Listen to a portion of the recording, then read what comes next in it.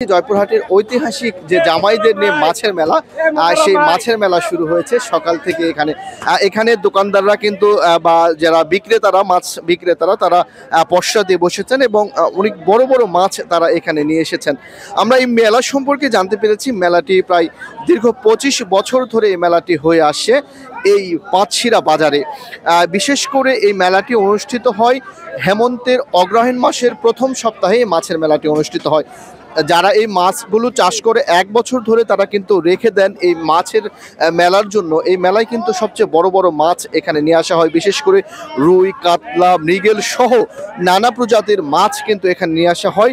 আর এই এলাকার বিশেষ করে কালাই উপজেলার যে যারা বিশেষ করে জামাইরা রয়েছে তাদেরকে দাওয়াত করা হয় এই মেলা উপলক্ষে। নবান্ন উৎসব পালন করার জন্য কিন্তু এই মাছের মেলাটি বসা হয় দীর্ঘ 25 বছর ধরে।